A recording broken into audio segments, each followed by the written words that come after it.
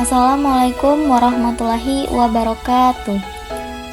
Hai, saya Rententan Kumala. Di sini saya akan membahas tentang prinsip pengajaran dan asesmen. Topik 2, koneksi antar materi.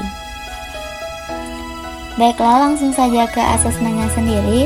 Nah, asesmen ini sebagai understanding evidence, yaitu asesmen sebagai salah satu bukti atau informasi untuk memahami proses pembelajaran yang akan, sedang, dan dilaksanakan. Selanjutnya, asesmen macam-macam asesmen.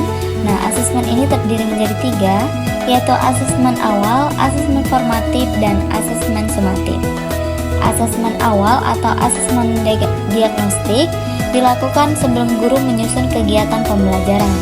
Asesmen ini atau asesmen diagnostik ini mencakup 2 hal, yaitu aspek kognitif dan non-kognitif.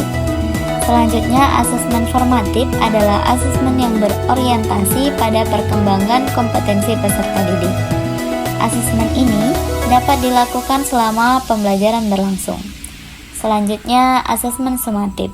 Nah, asesmen sumatif ini bertujuan untuk menilai pencapaian tujuan pembelajaran peserta didik secara keseluruhan.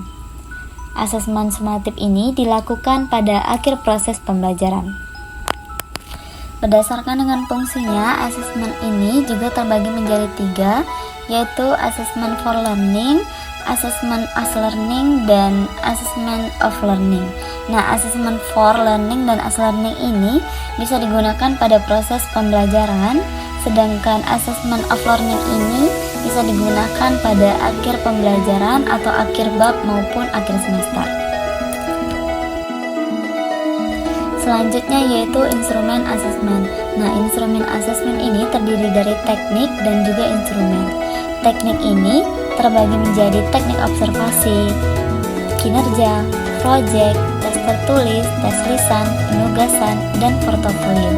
Sedangkan instrumen terbagi menjadi rubrik, checklist, catatan anekdotal, dan juga grafik perkembangan. Selanjutnya, kaitkan asesmen dengan kebutuhan belajar dan perkembangan hasil belajar peserta didik. Yang pertama, kebutuhan belajar. Nah, kebutuhan belajar ini merupakan suatu kondisi yang diperlukan oleh peserta didik untuk mencapai tujuan pembelajaran. Kebutuhan belajar dapat bersifat umum, seperti kebutuhan akan motivasi belajar, maupun bersifat khusus seperti kebutuhan akan bimbingan belajar. Selanjutnya, perkembangan hasil belajar. Nah, perkembangan hasil belajar peserta didik merupakan perubahan yang terjadi pada diri peserta didik dalam hal pengetahuan, keterampilan, dan sikap sebagai hasil dari pembelajaran. Nah, sekarang kaitan asesmen dengan kebutuhan belajar.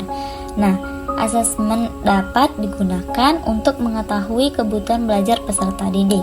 Dengan melakukan asesmen, guru dapat mengetahui kekuatan dan kelemahan peserta didik dalam belajar. Informasi ini dapat digunakan oleh guru untuk merancang pembelajaran yang sesuai dengan kebutuhan belajar peserta didik. Selanjutnya, yaitu kaitan asesmen dengan perkembangan hasil belajar. Asesmen dapat digunakan untuk memantau perkembangan hasil belajar peserta didik.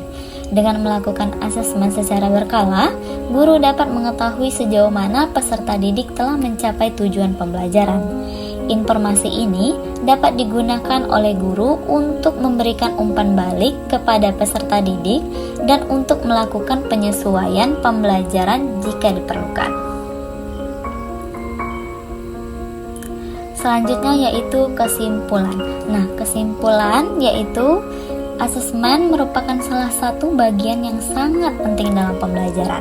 Nah, asesmen sendiri yaitu dilakukan secara tepat dan terencana dapat membantu guru untuk memahami kebutuhan dan perkembangan peserta didik, memberikan pembelajaran yang sesuai, dan meningkatkan hasil belajar peserta didik.